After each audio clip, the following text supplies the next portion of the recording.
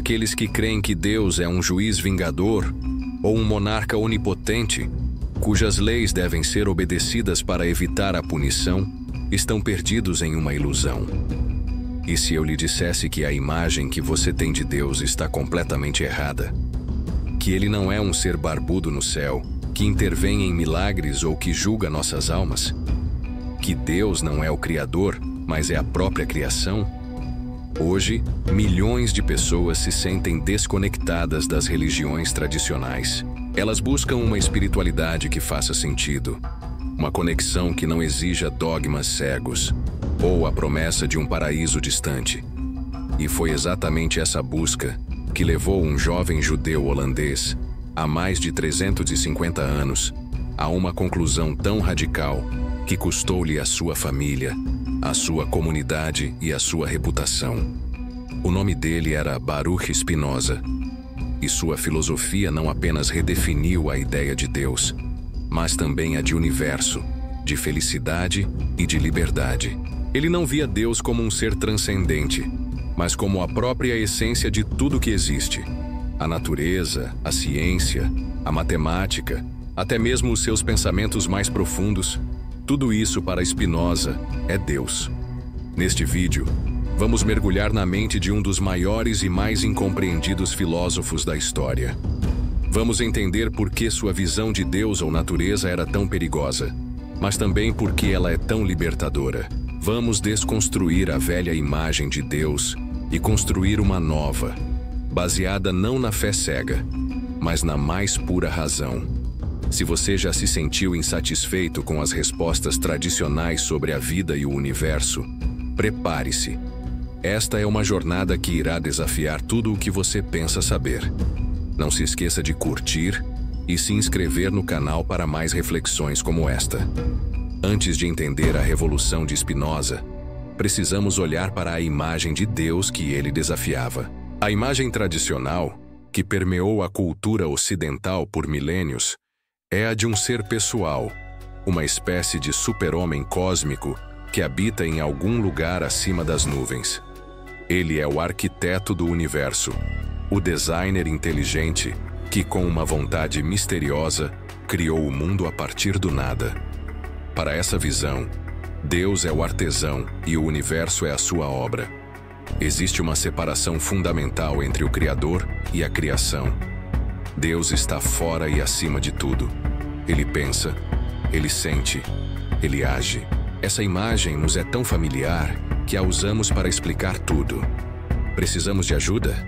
Rezamos a esse Deus para que ele intervenha. Cometemos um erro? Pedimos perdão a ele, temendo seu julgamento.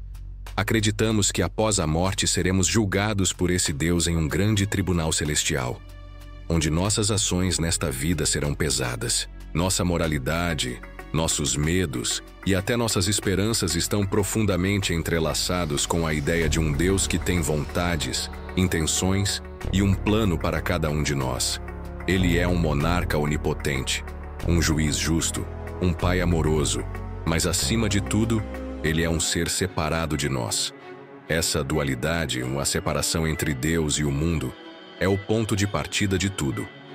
E foi exatamente essa ideia que Spinoza considerou a raiz de todos os problemas, desde o fanatismo religioso até a infelicidade pessoal.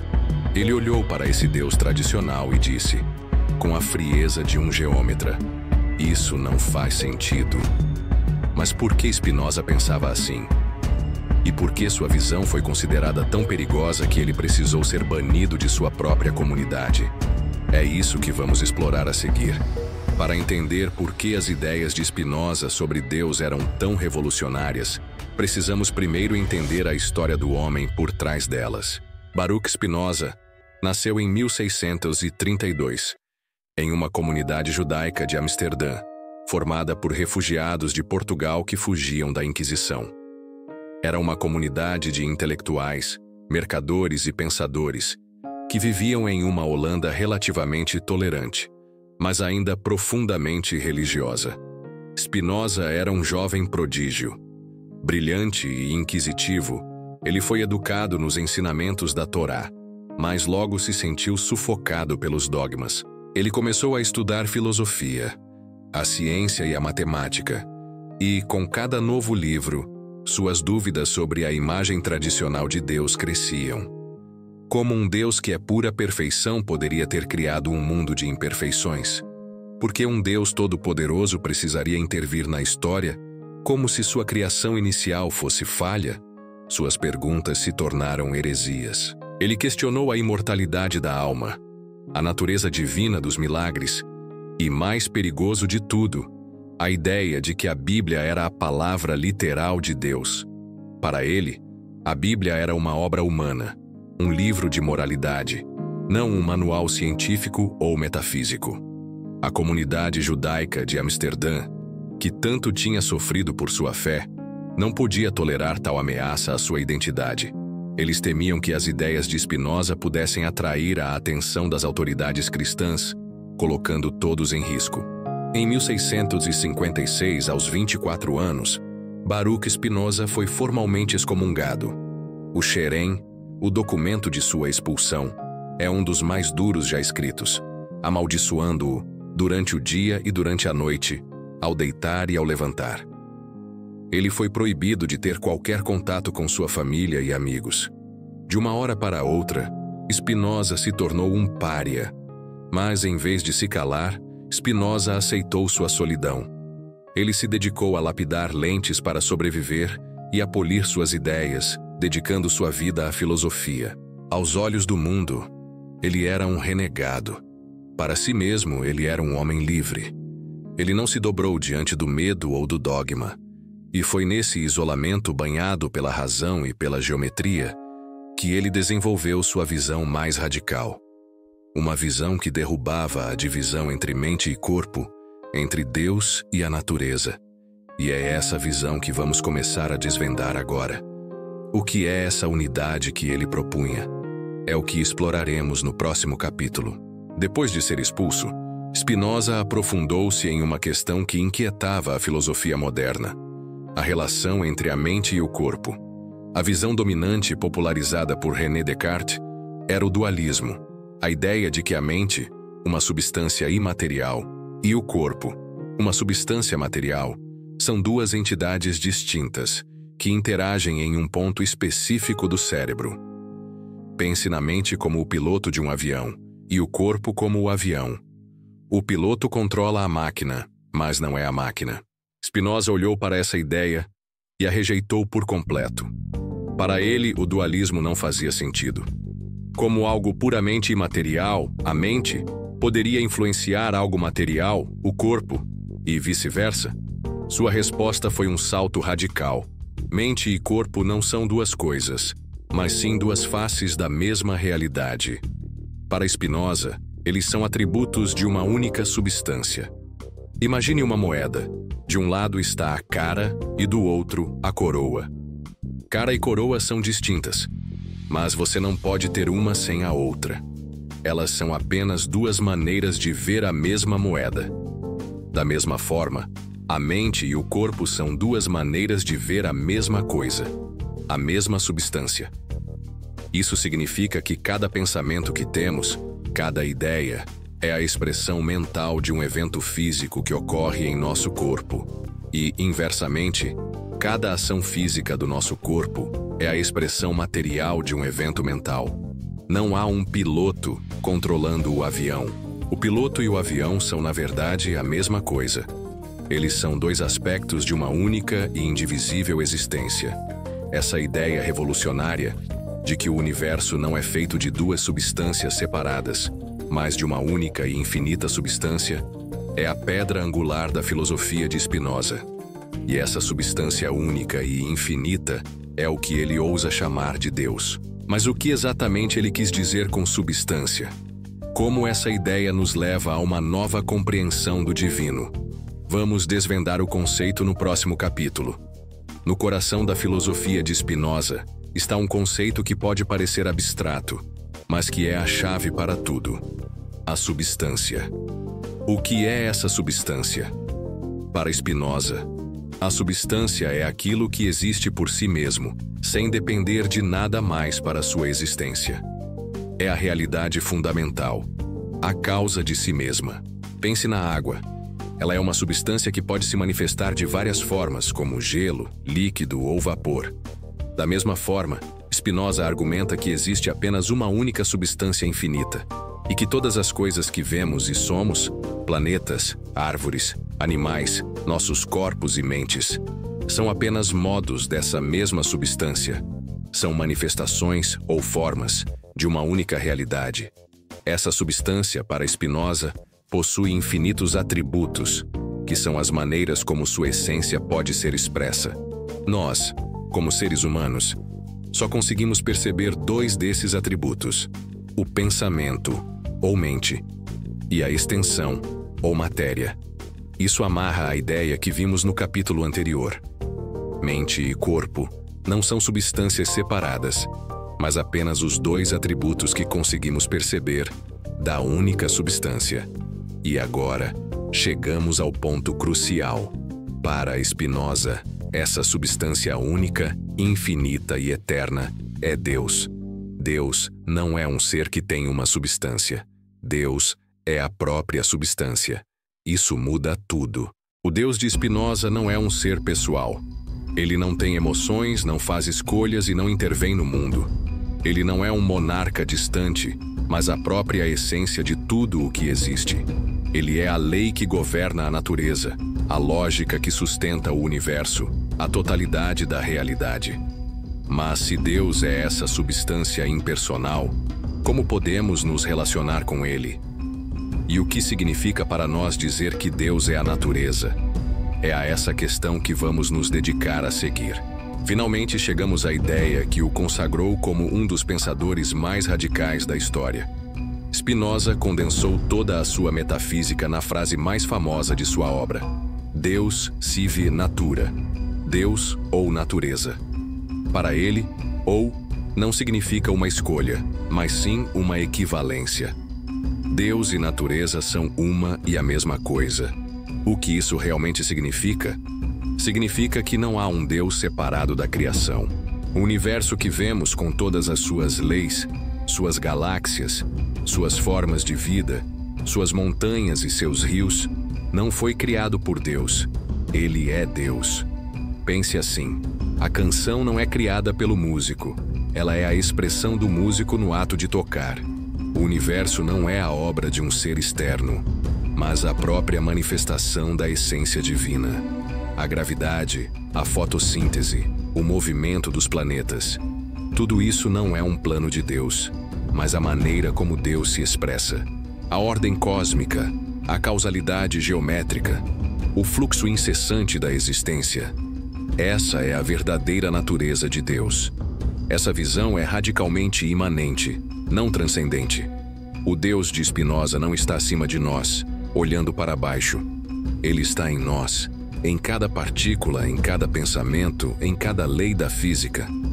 Não há um Deus que intervenha em milagres, pois isso implicaria uma falha na sua própria natureza. Deus não poderia ir contra si mesmo. Para os seus contemporâneos, isso soou como ateísmo disfarçado, uma forma de esvaziar Deus de seu poder e de sua pessoalidade.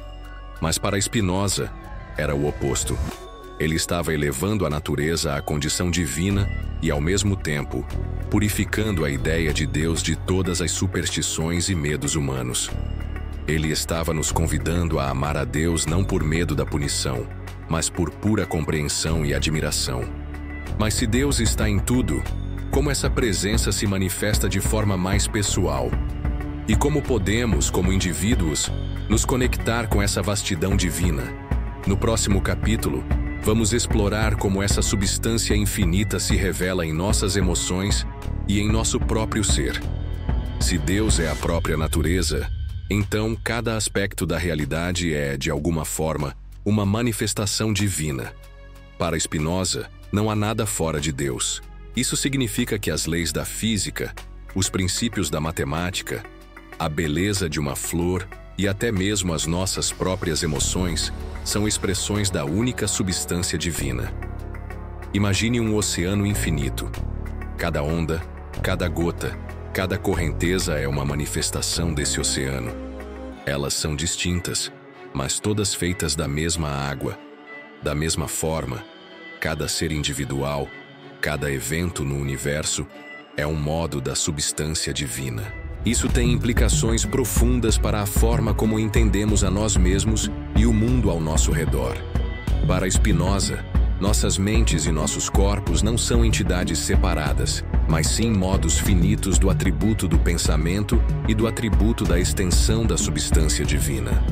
Nossos pensamentos e ações não são frutos de um livre-arbítrio absoluto, mas sim determinados pelas leis da natureza, da mesma forma que uma pedra que cai segue a lei da gravidade.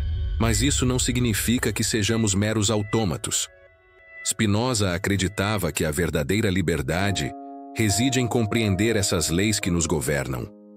Quanto mais entendemos a natureza das coisas, incluindo a nossa própria natureza e as causas de nossas emoções, mais livres nos tornamos das paixões que nos aprisionam. Nossas emoções, para Spinoza, também são modos da substância.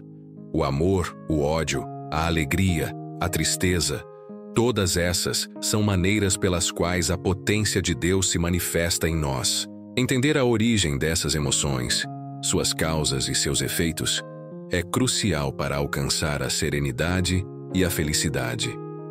Spinoza nos convida a ver o mundo com novos olhos, a reconhecer a presença divina em cada detalhe, desde a menor partícula até a mais vasta galáxia. Ele nos chama a entender que somos parte de um todo infinitamente maior e que nossa verdadeira realização está em compreender essa conexão.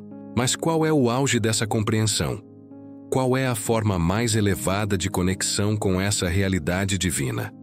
É o que Spinoza chama de amor intelectual de Deus, que exploraremos no próximo capítulo. Chegamos ao ponto final da filosofia de Spinoza, o objetivo de toda a sua jornada.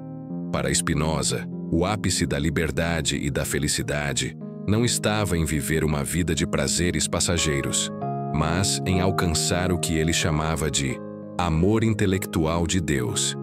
Amor Dei Intellectualis. Mas o que é esse amor?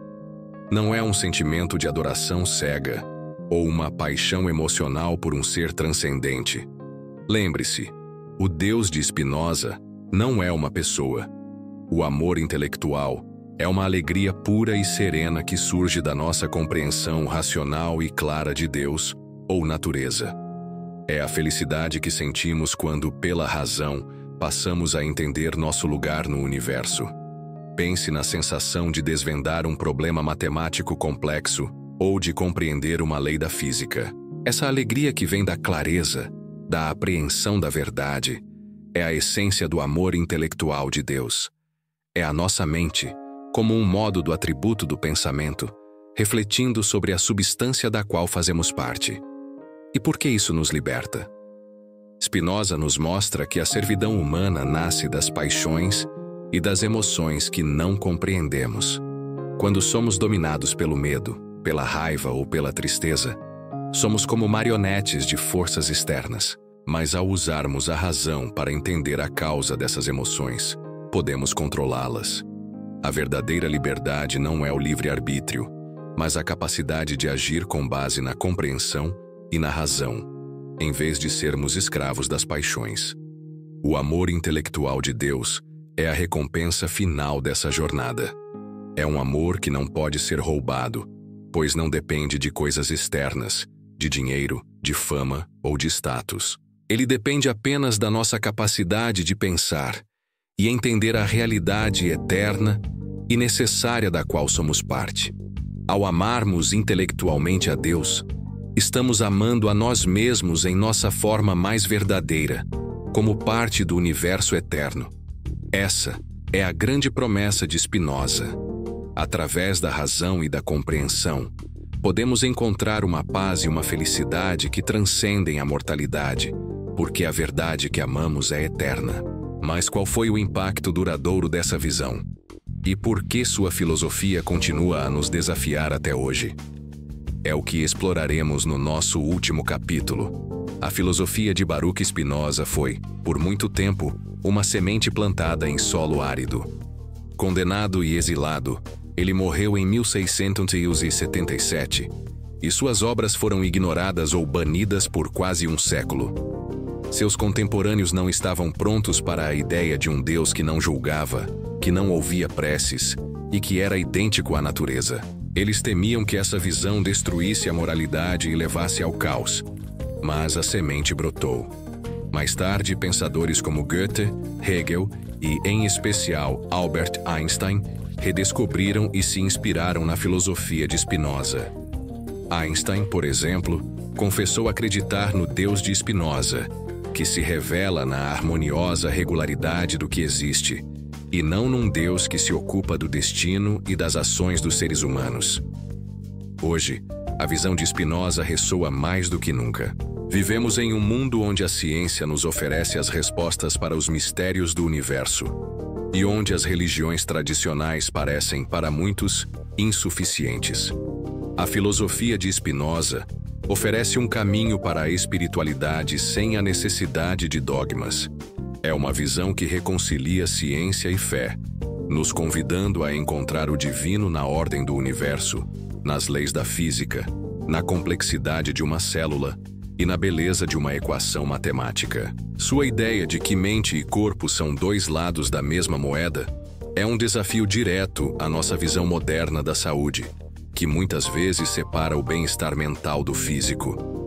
Para Spinoza, tratar o corpo é tratar a mente, e vice-versa.